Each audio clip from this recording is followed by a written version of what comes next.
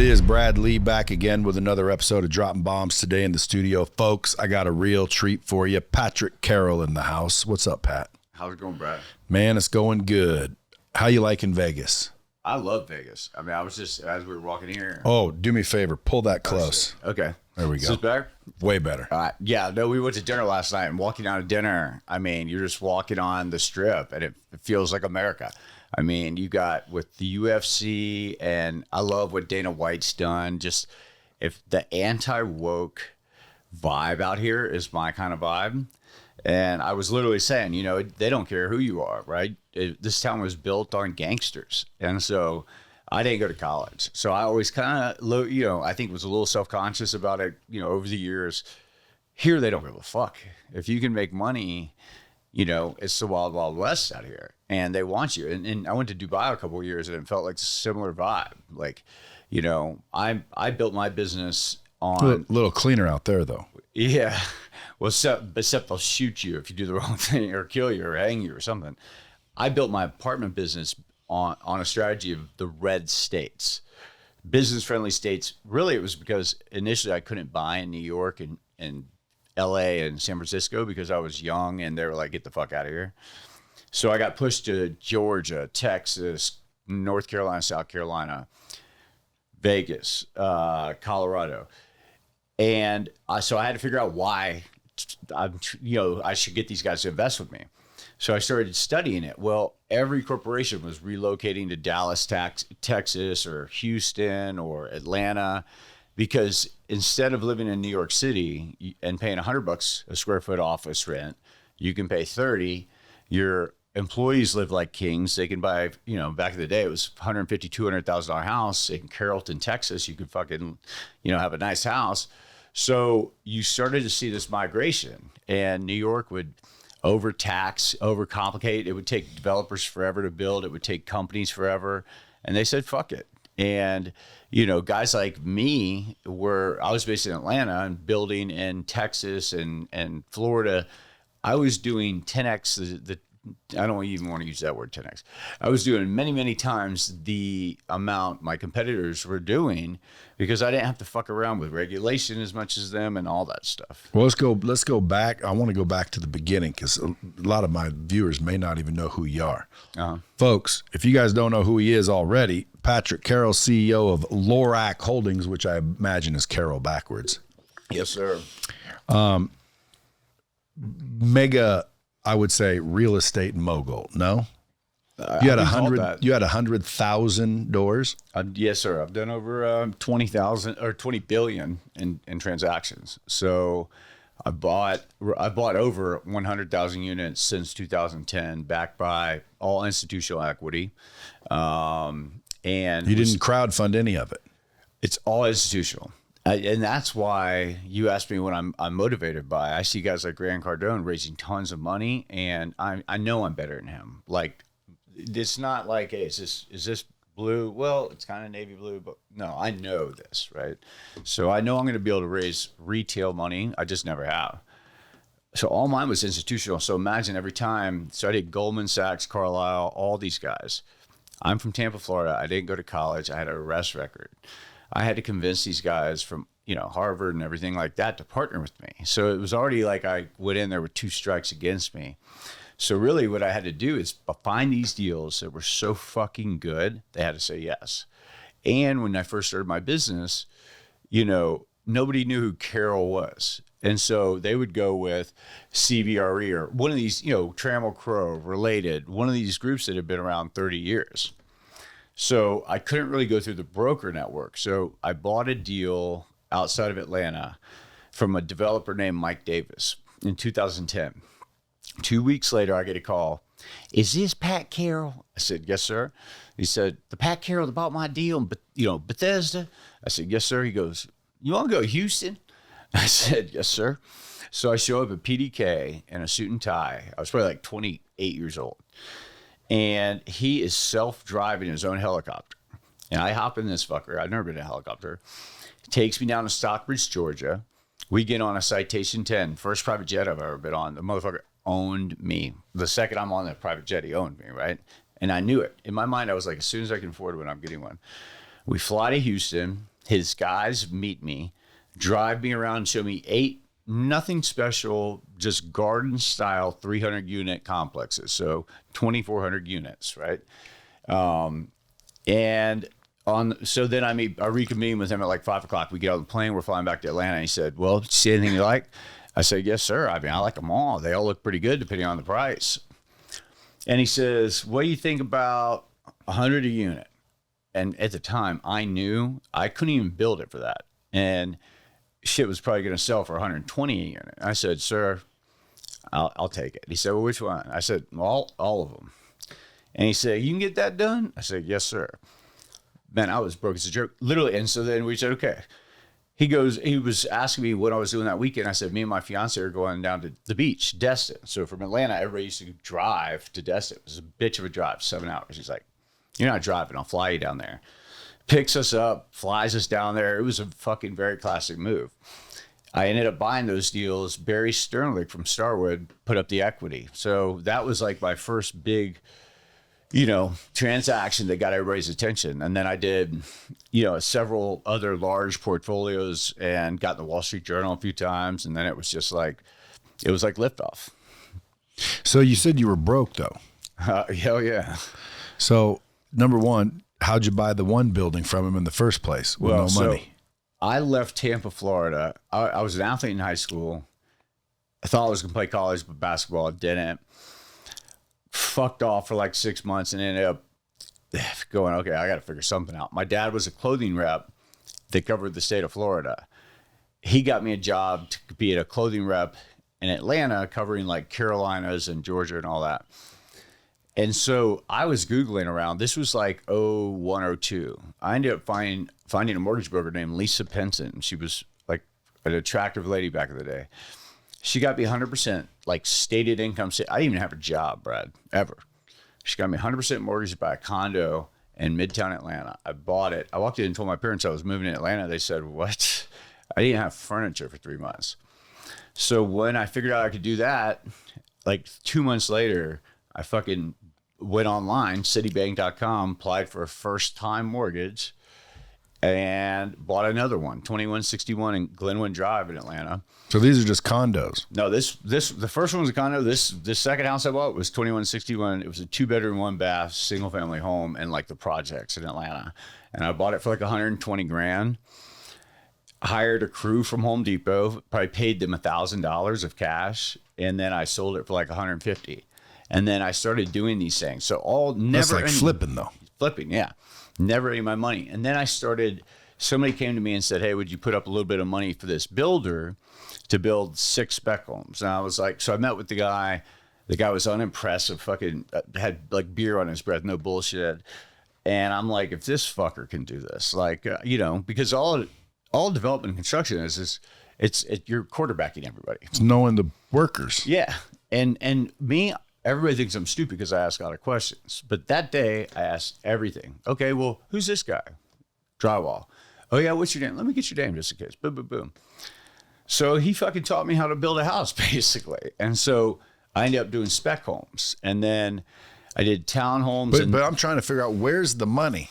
I'm picturing you back in the day, just a wise ass, I would imagine. Yeah, hell yeah. No money. Buddies from high school tell you, the money came from. But you had good credit, no? I had good credit because I didn't really have any, but I got 100% mortgages to flip the first 2 or 3 houses. Can someone do that in this day? No, unfortunately, because I could get 100% mortgages, right? And it's funny, like a guy named Bob Face, who's one of the biggest, he's one of my mentors, one of the biggest guys in my, in the multifamily business. He said before 2008, there was not this thing called equity. Equity is the difference between the debt and the purchase price, right? What you can borrow and how much cash you have to put up on top of the debt. So if you buy a property for $100, they give you a $70 loan. The $30 is equity, right? Before the Wall Street fucked us all, guys like me could go borrow 100% of the building. So you ask, how do you do it? Well, I say, Mr. Banker, it's going to cost me $100 to build this building, even though it's going to cost me $80. I know that. So I'm keeping a little money along the side. So I'm feeing it, things like that. And then you sell a few deals and right, you got some coin. And so what I did, so I sold a big student housing development in March of 2008. Made me $9 million. All right, I was like 27. Dang, how'd you feel with that? With that fucking awesome. Bank? I mean, I was telling my buddies, and I don't mind. You said I can say anything. I was in Tampa where I grew up. My buddies were, some of them were still fucking around in college. We went to a strip club, and I pulled money out of the ATM, and I guess I left my receipt. And my friend was behind me, and he saw the receipt, and he said, "What in the fuck?" It was like $9 million in my fucking ATM. And so I used to pull that move a little bit just in hopes that whoever I was with that night, ladies, I'd say, oh, grab the receipt. That's awesome. No, but it's true. So, I mean, it's the craziest story in the world, and I tell it every single day. And I used to go, so I sold that apartment deal. Like 7 months later, Lehman Brothers crashed, the world fucking fell apart. So I'm like 27, 28. I've got a little bit of equity. I'm like, and I didn't come from money. So I'm like, I can't fucking lose this. So I'm studying office, I'm studying hotel, I'm studying retail, all these different sectors, how these old guys make their money, who left, who lost it, who Trump went up and went down, up and down. I didn't want that. I wanted fucking consistency. And so I started reading about the apartment business and all these wealthy families, these second and third generation families in New York City really made their money in the apartments. I mean, the Llorracs, all these people, right? And then I started looking at public companies. Post Properties was a publicly traded REIT based in Atlanta. They own 20,000 units, very similar to what my company looked like. My company ended up bigger, but I read back 30 years of 10Ks of their earnings. And the average occupancy over like 20, 30 years was fucking 93%. I'm going, that's it. And then I started seeing people getting foreclosed on like crazy. And then I'm like, well, shit, people are going to have to move out of houses. They're going to go to apartments. I like the fact that it's always been quasi-safe. And so I started doing it. As soon as one institutional group backed me, the first one was Llorrac Adler out of Philadelphia. Everyone, because I used to say used to call it waving my ass around. I'd go up to New York City and wave my ass around. So basically, I'd go up and meet with all these guys and go, fuck, I'm doing all these deals with Blackstone, and we're killing it, blah, blah, blah. And of course, they all wanted to do business with me then. So I would bring up 2 or 3 deals that I had under contract and literally take 8 meetings with guys kind of look like you, private equity guys, fucking alphas. And I would say, yo, I have this deal tied up. And I was telling somebody, the key to making money is a story. Everybody wants a story. Hey, Brad, here's this apartment deal. You want a fucking story? Why am I buying it? Okay. I always had a story. Hey, I know the guy. I got the brokers fucking laid last night and he gave me an in on this deal.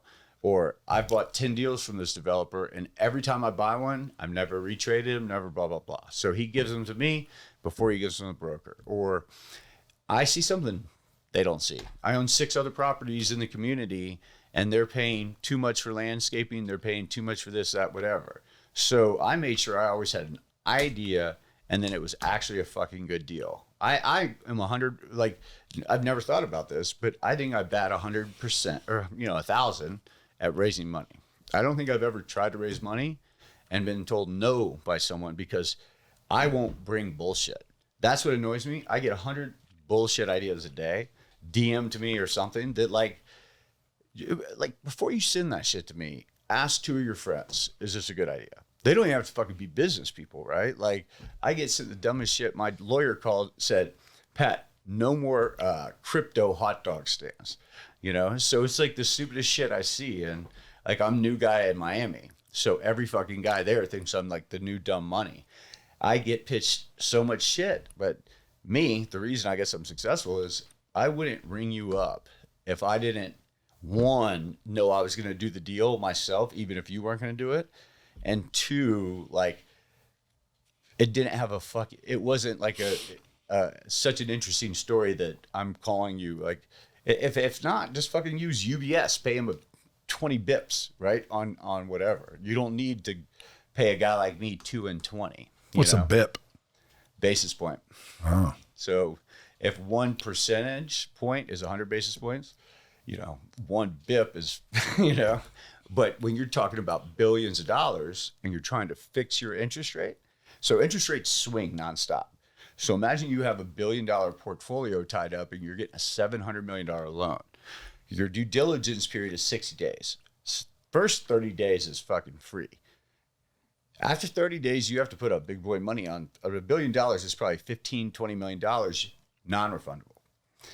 During that time, your rate is still floating, right? Because fucking turn on CNBC, somebody farts in the Middle East and the fucking rates go like this.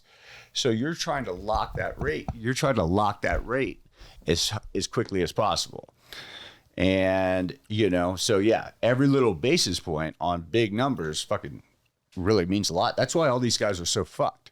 They were paying, me too, 1% and 2% interest rate. Guess what it is now? 7%.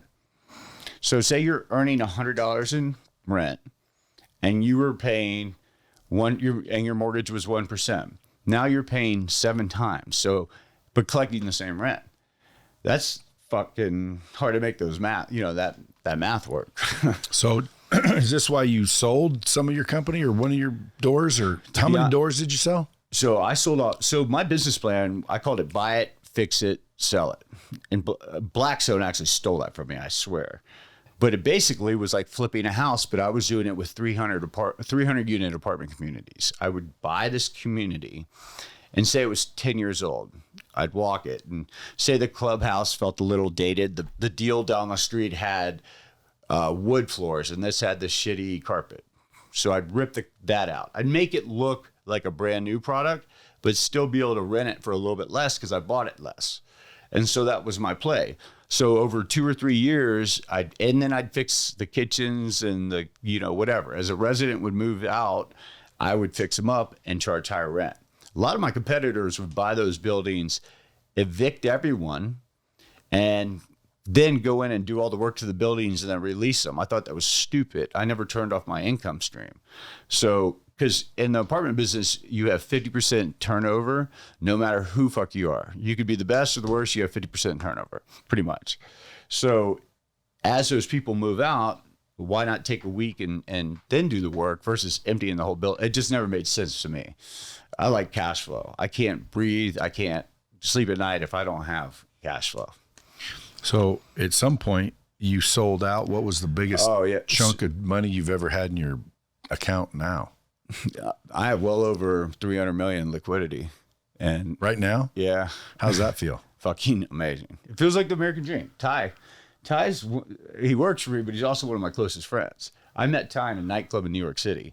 He has seen me up, down, sideways, whatever. I went through a nasty divorce. Dude, if you knew me in high school, I go back to Tampa every other weekend to see my sons.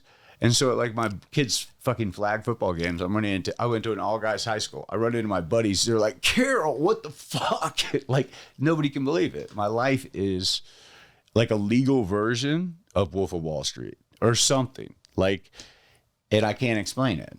It's just every day is something amazing. Fucking amazing just today, meeting you know? And well, that's more than likely because, dude, money opens doors. It does. But I get a lot of kids that reach out to me. So some of my best mentors, Tom Shannon, literally I have his name saved as Tom Shannon /dad. I've known him since I was 8 years old. He's fucking stud. But he taught me when he was giving me advice, if I would look somewhere else or if I would fucking talk over him, 1, he'd probably smack me, but 2, he'd dismiss me. So like I was always very good at I would look for the richest guy when I would go up to New York, who's the most successful guy. And I would fucking cold call the guy. Back then I would do it either through LinkedIn or email. And I would say, hey, listen, I know you're busy, but I'm up meeting with the group right next to you. And can I buy you coffee? My name's Patrick Carroll. I'll take 5 minutes. That 5 minutes would usually, if the guy was cool enough, would turn into like 2 hours. Because we would just guys like us are cut from the same cloth. We fucking meet another guy like us and, you know, and so I meet a lot of young guys and sometimes you click like that. You're like, fuck yeah, this he's got the fire at his belly. And then crickets. Me, I would meet with somebody the next fucking day. They'd have a handwritten letter that I would write on good, you know, stationery with my Mont Blanc pen. I was yes or no sir. What I used to call watering the bushes. I would maintain all my contacts, starting with the best. Hey, I haven't talked to so-and-so who's a billionaire, by the way, who is nice to my kids and is actually a good dude. Let me ring him up and just check in. How's wife? How's kids? How's business? God damn, these fucking interest rates are crazy. Blah, blah, blah. We were talking about cigars. I always sent like a box of Cuban cigars or something that I would like to like my top 50 investors or contacts or friends. I always spent heavy on that. And get my biggest investors like Prudential and, State of whatever. These guys make like 150 grand a year. And because of their investment with me, they're letting a guy from fucking Tampa, Florida make millions, and they know it. And so like in 2019, I had made enough money. I was finally comfortable in my own skin. I bought like a 42-foot Hydra Sport, which is like a fishing boat. I kept it down in the Bahamas. And so I would fly like 6 of these nerdy guys from like Wisconsin down to the Bahamas. I'd have hot chicks meet them with fucking Carroll Yetis full of booze. And it was the first time they actually got to see me and not a suit and tie. So I had my hat on backwards. I was listening to rap music. And I was really just like, and I would tell them every 5 minutes, felt like, just thank you. Like, you guys are letting me hear. And I'm humble, man. And I fucking mean it. Like 5 months ago, they were writing negative articles about me, some bullshit in Page 6, What were they writing? They wrote that I spit in a waiter's face, which I didn't. This waiter was obnoxious. I was with 3 other guys. We were sitting at a sushi bar. One was my lawyer. Two other guys I would fucking take a bullet for, right? Stand-up guys. Some chick, it was a typical Miami girl, is sitting with a guy. The guy has his face his back to me. The girl's flirting with me, blah, blah, blah. My friend knows the guy. So I said, you don't mind? And I was like, all right. The girl follows me into the bathroom, gets my phone number, starts texting me while at dinner, blah, blah, blah. The manager guy, maitre d', comes over to me and says, please stop harassing that girl. I said, she followed me to the bathroom. When I go pay my check, he said, you're no longer allowed here. I said, what'd I do? He said, I said, my attitude? I said, watch your attitude. And I went like this. And they sent the video. It went viral. And it said I spit on him. And like, even right now, I'm about to drink water. Like, I always get cotton mouth for whatever, I didn't even have saliva in my mouth. That's why I know for a fact I don't spit. I'm not a 6-year-old girl, but that hit the press. I mean, look, I went to a fashion show in Milan for Tom Ford 2 weeks ago, and I bought probably $100,000 worth of stuff. Over 2 years, I bought $800,000 worth of Tom Ford. All this shit's Tom Ford. They invite me and my girlfriend to go over there. They sell my girlfriend, or fiance, I guess ex-fiance, 6 evening dress, like $100,000 worth of dresses, and didn't even tell me about it. She's 25. So I'm like, what the fuck? So she goes and returns 2 dresses when we get back. One of them called the Page 6, the fucking tabloid, and it said, hot shot Patrick Carroll goes over to fashion show, blah, blah, blah, and basically returns some clothes. How is that newsworthy? Where people are dying, right? They write about that shit. So you watch my social media? I have been shitting on them.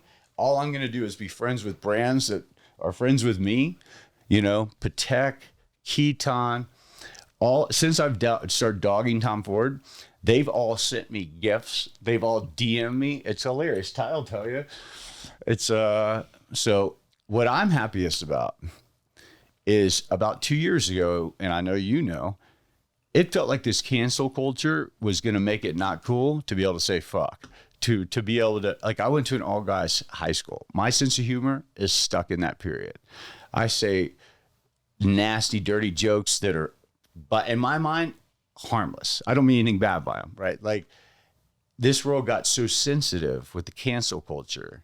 I wouldn't have been a public CEO for anything, right? How do you fire somebody? Anybody can say, well, he fired me for this or that, whatever.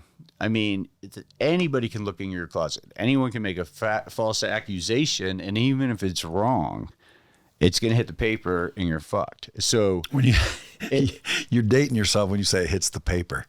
Or whatever the fuck it is. Yeah, exactly. There's no paper anymore, is there? But anyway, I'm black. Have you seen the clown that hides from gay people? Grant Cardone? No. Oh. Have you seen that clown that hides from gay people? No. You haven't seen it? You haven't? No. Damn, that's weird. Oh God. What am I missing? Clown that hides from gay people. You haven't seen it? Might be hiding from you, motherfucker. I like that. See, I just added one to your repertoire. By the way, if you said that shit and you're a public CEO. If you're a public CEO, you say? Yeah. Well, you were never public, were you? Never. But all my investors were institutional. But look at Elon Musk, dude. He smoked weed. He's public CEO. Him and I have the same lawyer. But he catches shit for it. Like I was telling somebody the other day. I mean, he finally came out because on this pay package, they said, oh, he's on drugs. Because guess what? Every successful person throughout history, they say he's crazy. Look at Steve Jobs, you name it. You know what I'm talking about. Look at anybody. Right. So Elon basically came out, and because they said he failed a drug test, which I don't think he did, but he said, who gives a fuck? That's what I'd say. I've got SpaceX, which I'm an investor in, which is killing it. I've got this little thing called Tesla. I'm worth $300 billion. How about you back the fuck off? Or how about you call me low key and I'll tell you whatever it is. Like, I remember I met a trainer that used to be the wellness guy at Apple. He was fucking tank. Before that, he was like the strength coach at Stanford. He was, for some reason, working out at this gym in Tampa, and I became friends with him. And I said, and it was right when Jeff Bezos came out. It was all yoked up at like Sun Valley or whatever. That's what billions do. Yeah. So I said, what are these motherfuckers out in Silicon Valley doing? And he said, well, they're all on HGH, they're all on testosterone, they're all on Adderall, and they all microdose something. I said, where do I get all that shit? You know, like if it's going to make me a superhuman and it's not bad, like I don't drink alcohol. My friends like to say I'm allergic to alcohol. When I drink, I break out in handcuffs. It is true. Like I quit drinking when I was 21 till 41, all good. I drank for like a year and a half. You asked why those negative articles. There's another one in page 6 that says billionaire brawl. It's apparently I got in a fight, which is not true, with like some 67-year-old, but drinking in me is just not a good look. But, you know, I don't know what I got on the drinking for, but anyway. Oh, so most people are crazy. So Elon fucking said, you know what? Imagine if this was like heroin and crack and all that. I'm still producing, right? So fuck off. But he still has to answer to fucking public company CEOs. See, I don't understand why he does. If shareholders don't like it, fucking sell your shares. Well, if he sold his shares would tank because he owns such a big, like if he flooded the market. No, I mean, if you don't like it as a shareholder. Yeah, exactly. Well, when my investors, so in my deals, when I would say I would go out and buy $100 million property and I could borrow $70 million, I'd have to come up with $30 million cash. My investors would want to see what they would call skin in the game. So out of that $30 million in cash, I would have to put up $3 million as my GP co-invest. Okay, well, that's not bad though. Not bad at all. They'll give you the 27. Yeah, and they give you what's called a carry. So after the deal sells, I get my money back. They get their money back. We each get a 7 or 8% return. On top of whatever I put in, I get the additional 20%. That's where all these hedge fund and private equity guys get rich as fuck. So, but those investors, my point is, those investors, even if they're not public, they have, endowment money. They have basically institutional public money. So they're working for Goldman Sachs. They're working for all these ultra woke companies. So like, yeah, I mean, when I went through my nasty divorce in 2019, it was nothing more than a rich guy divorce. Like there was accusations, there was this, that, whatever. What'd she end up getting? $30 million. That ain't bad. It was 1 month. I'm not even going to go there. It was not bad. How, you guys married the whole time? It was a flesh wound. Yeah. But we had structures in place. I did the right thing. I think I could probably have paid her less based off the structuring that I had set up long in advance. But I have 3 sons, and I wanted them to live a certain lifestyle, and I wanted to be able to look them in the eye when they get older and tell them I did right by their mother, which I did. Yeah. And And I've made how much did you end up with? How much? A lot. And what happened also is after the dust settled, I still owned, 60,000 apartments that then COVID happened. When COVID happened, my whole red state strategy, it was like it poured gasoline on it. So my portfolio quadrupled in value. So that's good karma. So I paid my lick, still had it. I basically took my licks, held onto my portfolio, and then it quadrupled in value. Yeah. Well, again, you did the right thing. To me, like if some bimbo married you because you're rich and then divorced and took half your dough, I don't like that. But if someone like you get married, you're both not really anything. She stays at home and supports you, and you go get fucking rich as shit, and then you get divorced, dude. She deserves a chunk. A chunk. That's not why everything. Well, again, I mean, hey, to me, I don't a chunk though. Yeah. Like when people say Bezos' wife got whatever, dude. To me, that's a killer deal. Killer deal. Like, dude. And by the way, he just got announced as the richest guy in the world again yesterday. So think about it. He cut her a check for like $30 billion. He bought a $500 million plane. I've seen the guy personally spend $7 billion in the last 3 years on bullshit. He's still now the rich. His wealth keeps going up, right? That's amazing. Once you get to that level, man, your money makes money beyond money. Like you can't even spend it all. Dude, I was even telling my girlfriend, and this was probably way over her head, but like I get my liquidity statement because I'm fanatical about liquidity. I want to know every single month what my liquidity is.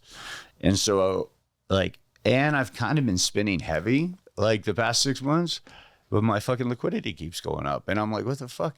Well, the stock market's up. I probably have, out of my liquid assets, I probably have 30% in stocks. So that lift is kind of, covering my stupid trip to fucking Milan and, whatever. What about Bitcoin? You got any of that? I never touched it. Wow. And not because I was smart or not smart. I just was so busy at the time with my real estate business. And then when I was selling off a bunch and I first moved to Miami, this is like 2.5 years ago, I was like, fuck it. I am going to spend 2 months learning this stuff. Because, bro, everybody was down there. It was Bitcoin this. A friend of mine started a company called MoonPay. I was like, I'm going to start making investments. I looked at 100 deals, couldn't make sense out of any of them, man.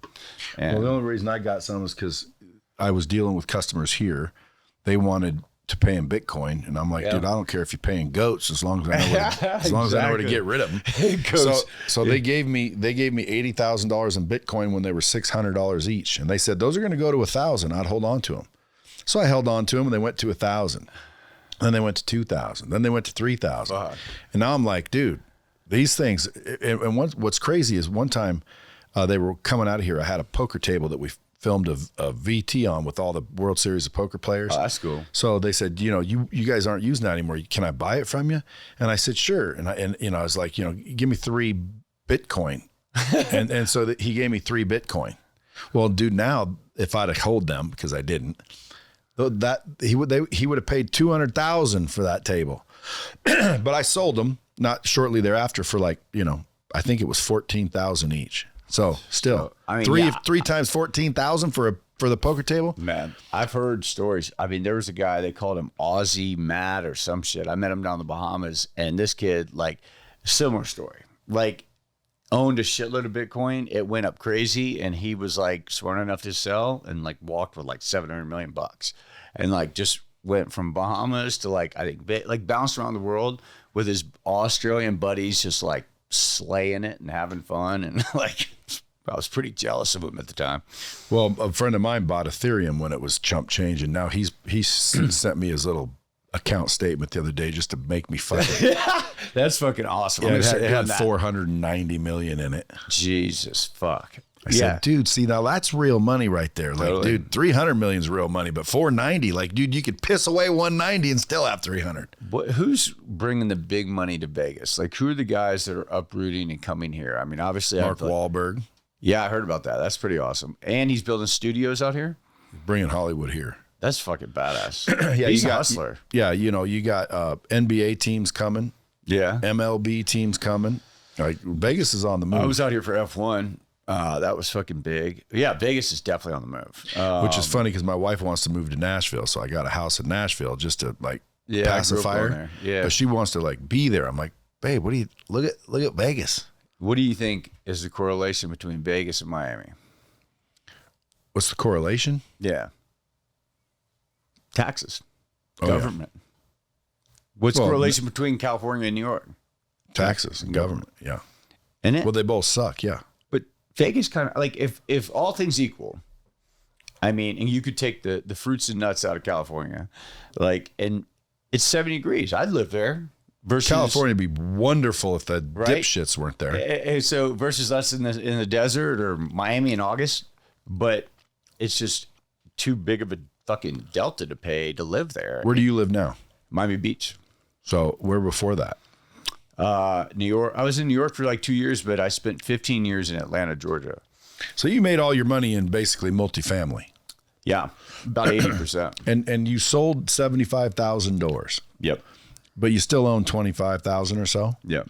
So you just like cash flow that, or? Yeah, I mean, so there are a series of funds. Why didn't you sell them all? There's a series of funds. So we, basically I'll buy it off when I bought them, right? So usually every deal I bought, I do a business plan. It's going to take me 2 to 3 years to do this. So the investment period hold period should be 3 to 5 years. So a lot of those deals I may have bought 2 or 3 years ago, the interest rates went away from us. We're smart. We bought cap rates and we have plenty of term on our loan, or interest rate caps, and we have plenty of term on our loans so we can ride it out. So what's happening is the properties are still doing fine, cash flowing. Just you're not seeing these ridiculous, increases in valuations. And so sellers that are not forced to sell are not selling. So, and this has been going on, by the way, for a year and a half. So that's why I sold my management. What I sold was my management company. It was 1,000 employees. The page 6 stuff, I got written up a couple of times, and it was like the worst nightmare because like these people that thought I was their hero and, like wore my name on their shirts and, respected me, like turned on me. It felt like, I don't know if they did or didn't, but that's what it felt like. And I'm like, fuck this. I carried this whole fucking company through COVID. Through COVID, I was going through my divorce. I hadn't seen my kids in 6 months because of the nasty lawyers. I get a call from my lenders. I had 135 apartment complexes. So something like 40,000 units. And they basically said, look, quarantine just started. Like, we're just going to tell you to send the keys in because no one's going to be paying rent. You know what ended up happening? And so, by the way, that day, I called my employees and I said, I have X amount of liquidity, and I was fully disclosure with them. Go home, hug your families. This is a weird fucking time. You got perfect job security. I don't give a fuck if we earn $1 in revenue. You can call any of my employees and ask them that. What happened was everybody moved to those markets. Not one person stopped paying rent. In fact, rents went up. Those negative articles came out. They turned on me. I sold that motherfucker, and I'm back. And I don't keep grudges a long time, just forever. And so I'm going to sit on my hands during my non-compete, and then I'm going to come back and buy the whole motherfucking market. Dude, I want to buy them with you. You can't do it, man. I mean, I love it. That's what I was telling him. I'm all like, that's another reason. I've never been the guy to over negotiate. Why are you going to over negotiate? If you and I are going to do a deal, why am I going to haggle? So we start off our business relationship pissed off. Or say I cut too good of a deal. Like one of my best friends, the first billionaire I ever knew, put $1 million into my company. And it was, I respect, which to him is nothing. And at the time to me, it was nothing too, because my business was kicking ass. What it did give me, and this is what he told me, he said, Pat, one day you're a young guy and you're doing really well, but one day you may need to have a fucking billionaire behind you just to show the market you've got staying power. And that was right. He probably made 50x on his investment. And so to me, even though I loved him and everything and respected him, I was still a little bit bitter. So I always tell people, because he got you too good, he whacked you too hard. So I always tell people that work for me and work with me, if we cut too sweet of a deal, I don't want resentment. I want you fucking waking up in a 3-point stance, fucking at the office at 5 a.m. because you're so excited because you're making so much fucking money. I don't want you there going, this fucking prick is, on his boat and he's not giving me, it's got to be a win-win in alignment of interests.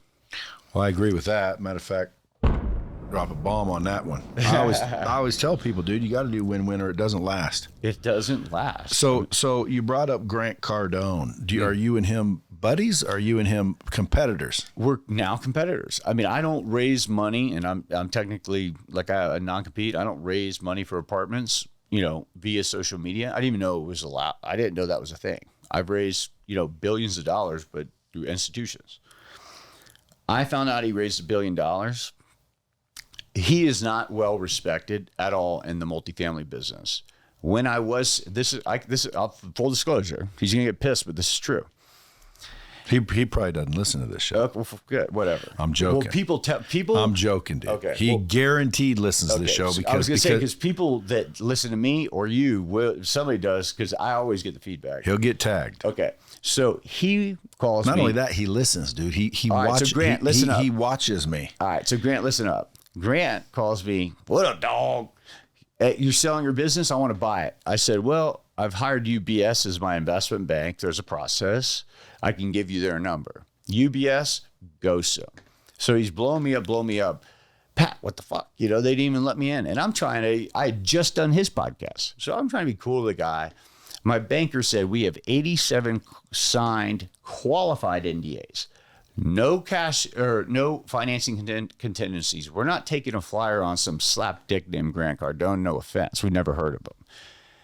My employees came to me and said, if you let him in the bidding process, we will quit. And that's facts. He's not respected one iota in the multifamily investment business, but he's raised $1 billion from non-sophisticated investors. He's overpaid for everything. And on my word, I'll fucking pay for the appraisal. Go appraise the property, and I guarantee you the property you bought a year and a half ago is worth 30% less. How do I know? Because I'm fucking good at what I do. And so no one's really called him out on that. He wants to threaten defamation to people. This ain't fucking defamation. This is facts, big boy. And you ask if I'm a competitor, if I can fucking make money at what he's doing, yeah. Like I'll fucking tap dance if it's enough money. So his defamation suit against John Legere, that's because John said, you're no billionaire. You're a clown, yada, yada, yada. Do you think Grant's a billionaire? I think Grant makes probably $50 to $100 million a year doing various things, whatever he's doing. I know he marks up his properties and makes money that way. And he probably does make money from asset management fees like I was doing. I bet he's making a shitload of money per year. But I saw a video where he tried to break down his net worth and he was putting like stupid valuations on his 10X company and this, that, whatever. No one's paying dick for Grant Cardone's businesses because his business without Grant Cardone doesn't mean shit. And so there is no multiple. So his net worth is not $1 billion unless he has $1 billion cash. Because again, like Elon Musk can look at Tesla's stock price and say, this is what I'm worth. What's the market value for Grant Cardone's fucking sales machine without him? So no, he's not a billionaire. Well, without him might be the question, but I think because it's a substantial amount of recurring revenue. He's making a shit ton of money. And when you say without him, he's really not there and hasn't been for about 5 years. He's fully into real estate. So the way I sold my business was I had property management fees, I had asset management fees, I had recurring fees. So they were able to put, thank God, a pretty healthy multiple on that because you could go out and say, okay, we're going to own this property 10 years, that property, and you could project out how long the fees are there. How does he project that out? Like if I was going to buy Grant Cardone Enterprises, how would I project out that? The what? Like the reoccurring revenue side. Well, because he has contracts with businesses. Oh, really? See, I don't know how the business works. So maybe it is $1 billion. Look, The guy is rich as fuck. He can fly a G6, no problem, apparently. G650. Yeah. I don't know. Extended. So, like, Yes. again, so it's like, and people ask me all that all the time, billionaire, whatever. Like, well, you could with $300 million net worth. You could fly a 650. Well, my net worth is probably bigger than that. But like, you know, who cares? Like, it's if it's not $1 billion, it's close enough to fucking who gives a fuck. Right? Yeah, I always tell people, look, even 300 million. You can do at 300 million anything you can do at 900 million. Yeah. Pretty much. And look, instead of owning the yacht, charter the motherfucker. Instead of owning the plane, charter the motherfucker. Right? I was told if it flies, floats, or fucks, rent it. Yeah. You know? Well, the guy that's right upstairs from us, he's a billionaire. He's the third largest taxpayer in Nevada. Oof. And he told me 3 times, you know, because I kept saying, man, I got to get a jet, dude. He said, just charter him. Dude, he goes, trust me, you don't want one. Well, if for some reason you forget that, call me, because I've owned them. I've owned Fraction. I'm literally thinking about buying another one right now because I'm that stupid. Because it feels, you want to be able to say, yeah, my plane. Fuck it. I chartered a G5 to fly from Miami to LA or to San Diego, and then we flew it here. I fly it. It's a beautiful plane. I have no emotional attachment. Did I just fucking kill this thing? But anyway, like, I'm going to charter. Like, and I usually fly commercial, like Air France to Europe. I finally decided I'm going to fly private going forward, because even if you do it first class, the people in the airport just want, like, I try to keep myself away from people that'll fucking put me in a bad mood. Do you get recognized right now? Not really. So I mean, it just, every once in a while, it was weird. Like, I was in Tampa with my sons, and I was like, one of them wanted like Dunkin' Donuts, and one of them wanted Wawa, this fucking gas station. So I had to go get them like fucking donuts and then Cokes. And we're running across the street, and it's raining. Some young, like 22-year-old kid comes running up, Mr. Carroll. And I'm like, he's like, I love what you're doing, man. Thanks. My kids were like, wow, like little things like that, but not for the most part. So, I mean, selling off all those units gave you some nice cash. Are you now going to go back and buy more units as soon as your competes up? I mean, I'm going to buy what makes sense to buy when it makes sense to buy. Like right now, you know. How do you know, though? Well, because I don't let numbers lie. So if I can buy $100 income stream and borrow, and it costs me 70 cents to borrow, and I get to keep that $30, that's a good deal. I don't really care what anyone else tells me. Right now, the math doesn't work, because it costs you 7% to borrow, and properties are selling at 4%. So that means, do the same analogy. That means that you're paying what, $1.04? Yeah, you're basically paying. Let's see here. Dude. Well, think about it. If you bought $100 house like 3 years ago, and your rate was $2 or 2%, you'd be paying $2. Now, if you went and bought that house, you're paying like $8 or $9. No matter who you are, what kind of credit you have. I was looking at buying a house as a spec home to renovate. It was a $20 million house. We were going to fix it up. I was going to put a loan on it. Even UBS, where I keep all my stuff, it's still going to be like in the 7s. It's fucking, money's just expensive. If you want to go break ground on a new development, it's intense. Well, why would you borrow? Why wouldn't you just use yours at 0% or pay yourself 3%? Well, my cash is earning 5% right now. So when people say there's no cost of your own capital, that's bullshit. Yeah, I'm getting 5%. So when I do the math, I say I can take Northern Trust. They were going to give me the loan. I can take their money for an extra 2 points and keep my money under my pillow and feel good at night. That's the way I look at it. Now, if the loan was 20%, I'd use my cash. I'm not going to do that. But for an extra 2 points, I've never defaulted on a loan either. You can check that out. But I do like the ability to, if shit goes wrong, I have my war chest of cash when I have to go negotiate with a banker for an extension, or, you know what I'm saying? I'd rather not have my, balls in a vice when I have to ask for favors. You want to come from a position of power and say, listen, I got I'm going to be fine with this. And you know what? Nobody's going to be able to run it as well. And I don't want to put a bad taste in your mouth. Like, this is not my doing, by the way. Like, the market. Now, if I fucked up, I'd own it. But if the market goes sideways, all you can do as a gentleman and professional is fucking be honest with your investors and solve the problem as best you can, right? Which sometimes is time. Yeah.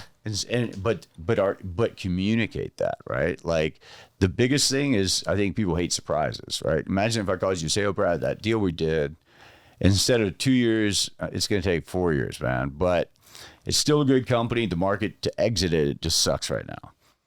Oh, okay. That sucks, but whatever.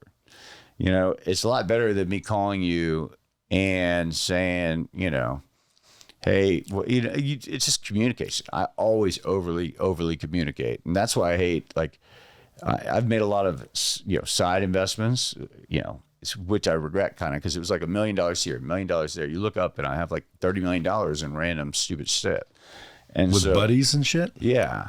And so don't do that. Like, don't let me ever do that. Yeah. Oh, dude, I got one right now. Well, not to that fucking level, but dude, I'm getting whacked right now. And so it's the worst, bro. And like I said, I am so good at over communicating with my investors and my reporting packages. That's why I think I'm going to be good in raising money or competing with any of these guys too. I'm a Virgo. I am fucking anal. Like, I want it perfect. I want it done the way I want it. And so when I invest with one of my buddies or whatever, and they're fucking, hey, motherfucker, how's the deal going? I haven't heard anything in a year. Like, no meetings, no minutes, no financials. You wonder why they had to come to you, their buddy, to raise the money, right? Like, it's anyway. So how would someone get started? Like, I always listen. I mean, and I don't know if you know my and Grant's history. No, I don't. Well, when I met Grant, he was a trainer for car salesmen. No shit. Yeah, and I had this place, and I was going to go beat his ass at being a trainer because my training was better, and I was better. And I'm like, freaking boom. But he beat me to the punch. He had already had a bigger name in the auto space. So everyone that I was running into said, I love your software, which is what this place is. Yep. But we use this guy or this guy. And one of them that they kept saying was Grant Cardone. So I'm like, well, so you're saying if I had Grant Cardone on my software, you'd buy it? And they're like, yeah. So I went and closed Grant on using my software. Smart. Well, I made him a deal. I'll pay for everything. And then you give me 20% of all the revenue you make off my software. And I'll even show you where some customers are, and I'll show you how to do it, yada, yada, yada. He said, okay, made a deal. Well, as soon as he started, crushing it, he wanted to change the deal. And I'm like, wait a minute, dude, that ain't a deal. But he was always in real estate on the side. He was taking all his money, even back then, putting it into real estate. Really? And he kept telling me, dude, real estate. But I didn't really fully understand it, so I didn't follow him into it. You know how you make money in real estate? Other people's money. And I'll tell you why. He's raised now $1 billion. On that $1 billion, I don't know if it's a 1 or 2% asset management fee. Say it's a 1.5. Okay, so that's $15 million a year, every year. Okay. Plus, he owns 35% of the equity of whatever he purchases. With no pref, right? So when I go do my deals, my investors get their money back plus 8%. Grant gets a straight 20%, no pref. That's crazy. That's because he's also dealing with people that have no idea that is a whack job. I am aware. And I am also talking about it. Like, watch my shit. I talk about it all the time. I literally did a video on Grant 2 days ago, like, because of the defamation stuff. Like, anyway. Are you trying to get in a battle? I think it would be good content. I think he probably knows. I mean, I have nothing against the guy personally. I think he's cool. He's making money and like whatever, but it's good content. Look what Jake Paul is doing. Like, I would fucking fight Mike Tyson if they paid me that money. You know what I'm saying? Like, so yeah, I would love Grant to come on this or something like that and actually compare his track record to mine, because I know it's better. I know mine's better. Right. And so tit for tat, or like, do you have more units, more money, or any way you want to analyze it? So you've far outperformed Grant Cardone on institutional and multifamily investing, the type that he's targeting. 100%. It's been audited. Now, is he in any danger? You hear all the haters talking about, oh, dude, he's going down for this and that. Or now that the interest rates are up, he's screwed because he didn't have fixed rates, and everybody wants to hate. Meanwhile, again, because I got to admire him, he's flying around on G650s. He's got two helicopters. He's got beach houses on both coasts. How accurate of an answer do you want? Well, accurate. Okay. So right now, Grant, even if he was smart enough to keep, I know his loans because I know the loans, they're public record. I've looked at them. So I know the loan to value. So say he bought a property that was worth $100 and he put a 60% loan on it. Now that property's worth $70 and he's still got a $60 million loan on it. So that's pretty tight, right? It's not death zone yet, but it's, your asshole's puckered up a little bit. You have interest rates caps because the lender forces you to, but they don't force you to do it for the whole time, just 2 years. So most guys, especially when interest rates didn't fucking do anything for 10 years, would only buy it for 2 years, which is probably what he did. I don't know. I'm speculating on that. It's happening on my portfolio. Our cash flows are down because even though we have rate caps, they're at the max of the rate. So we're based off floating rate, we're paying more out in interest. So his cash flows are 100% down. You can look at Blackstone, the biggest real estate owner in the world. They own a lot of what Grant and I own, the same type of properties. Their cash flows are way fucking down. So yes, his properties are worth less and his cash flows 100% are down. Is he going to lose his properties? I doubt it. Is he going to be fucked financially? Absolutely not. Not unless he gets caught doing something illegal or something, because he's made a lot of money. And that house he bought in Miami, I think he bought it for like 20. It's probably worth 40, So yeah, like that's a pretty accurate answer, I think. But So real estate's just the way to go. So how can a guy, like if I'm listening, and I am, what would you do if you were me to just get started? Just get started. Because again, I can't wrap my heads around going to a bank and saying, hey, loan me $70 million on this big ass property. The best way to get, so do you want to be king or do you want to be rich? Meaning, do you want to have a few properties, you own 100% of them, and you walk up and they say, hey, Brad, blah, blah, blah. Or do you want to be a general partner and, 10, 20,000 units around Vegas, and you've got, guys like myself and Dana White and everybody, as partners too, but you know what I'm saying? Like, king. Yeah, me too. Well, yeah. Well, king. So you want to own less deals, but own them all by yourself.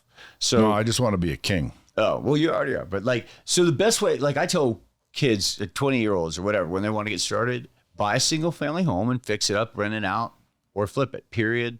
That's how I started. That's how most people start. But if I would have done it and now it's worth 70%, when I bought it at 100, wouldn't I be screwed? I'm not guaranteeing success. Real estate is not risk-free. Where's the dangers? Because there's the people listening going, dude, look, I want to be like this guy. The only thing that ever ruins a real estate deal is leverage.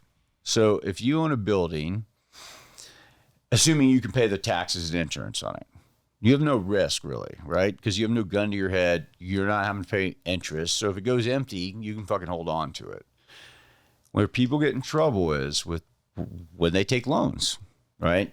Because say you go and buy an office building and it's 100% leased. Well, then 40% of the people move out where you're in trouble, right?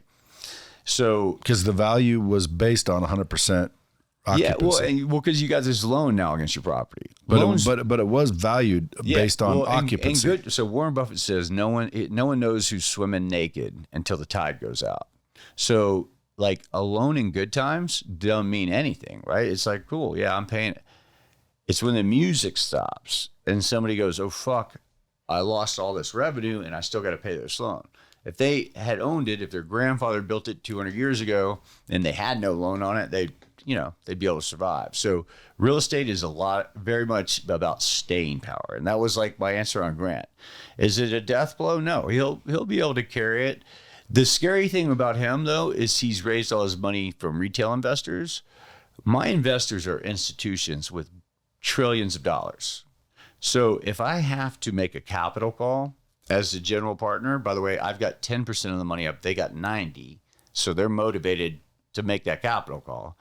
hey, sorry, we have to buy another interest rate cap. You watch CNBC every day. You know rates are through the roof, so the cap's more expensive. Sorry. Fucking money will be in my account by the end of the day. Yeah, because they're hedging their bets. Good luck trying to track down all these widows and orphans and retail. That ain't happening. Yeah, but that wouldn't happen. That's what I'm saying. And so that's they don't even know what a capital call is. The guys that are going broke right now, like you read The Real Deal or whatever, there's like these syndicators, kind of like Grant, kind of like that raise money from unsophisticated like doctors and shit like that. They've already lost their portfolios because they don't know what the fuck they're doing, right? So what happens in downturns, obviously, so it's always like the dumbass newbies to the market because they watch for the fucking 10 years where guys like me are making money. Then they're finally like brave enough to jump in. Well, they're fucking probably late. And so the new guys always coming in late at the market and always are the first to get wiped out. The guys with staying power, and thank God I have it, even though it's not fun. I'm a deal junkie. And I haven't touched a fucking deal in 2 years. Like, I'm going to wait. Like, that's one thing I can do, like, is I'm disciplined. Like, I'm not going to sign off on a deal unless the numbers make sense. Well, I put a little money in with Grant only because he just called me and fucking pestered me and pestered me. I would never do that either. And I'm like, dude, whatever. Yeah. Like, Christ almighty, here. You know, and I get a check every month, but it ain't a big one. Yeah. So what I want to do is maybe when you're ready and you're back up, I'm going to put a little money with you. I love it. And just see what happens. I'll be the judge of who's better, you or Grant. I would gladly take that, man. I would gladly. And dude, listen, folks, go watch this dude. Follow him. It's at M, like in Michael, Patrick Carroll, Carroll. You can Google him. He comes up everywhere. You can also go to Llorrac, which is Carroll backwards, LllorracHoldings.com. I'm sure you're eventually going to have a book. I hope so. Now that you're like getting, tons of followers on social media. Yeah. And dude, you're like a playboy now. Yeah. You're going to instantly freaking get a lot of followers and fans because you fly around private. You got the money, you got the houses, you got the power, you got the credibility. Thank you, man. You're funny. I tell my buddies in high school, I'm exactly who I wanted to be when I was in high school. You'll get all the followers that don't like Grant. Yeah. Because again, you and him would be like the. I told one of my mentors one time told me, you want the men to want to be like you and the women to want to fuck you. Out of curiosity, why'd you get divorced anyway? Outgrew her. Hooters girl from Dacula, Georgia. I was, slaying dragons in New York City, feeling like a king of the universe. I'd come back home and it felt like I jumped in a fucking cold pool. Like she wouldn't even, I would be so excited. Baby, I just bought a Tom Ford or Protect. She didn't want to learn about it. She didn't give a fuck, and that's what happens. I think that's why I did a post literally on the way to your podcast. Entrepreneurs, you look at them like Elon Musk, been married 5-6 times, all these guys. It's because the girls are attracted to guys like us, the fucking guys with the money and blah, blah, blah. But they don't realize we work 24/7. We're fucking intense. Yeah. I did a post one time. It went viral. I said, if you want a rich man, then you're going to have a busy man. If you want the dude that comes home at 5 o'clock every day with his fucking lunch pail, well, then, don't expect to live high on the hog. My ex-wife, while we were on my fucking private jet, said, I just wish you were a simple man. Like my dad. Her dad worked at Quick Trip. I said, well, 1, you wouldn't have gone for me. 2, I wouldn't respect myself. 3rd, we'd be fucking humping it on Southwest Airlines. So it's like Ari Gold. I'm flying Southwest to Nashville. It's like Ari Gold. It's like if you want to live in fucking Laguna Hills, I'm gonna have to answer my fucking phone at noon on a Wednesday. Yep. People got to realize, dude, there's sacrifice for everything. Well, dude, I appreciate you coming in. I appreciate you. I'm gonna follow you on social media and start watching you a little bit. Yeah, man. And fucking hopefully you can teach me a few things. I wasn't listening to Grant, and he freaking sure showed me I should have been because he killed it. No, well, trust me. I think he's done 5,000 units. Like I said, I've done 100,000. So anytime you got a question, just let me know. Indeed. And folks, as always, until next time, keep it real.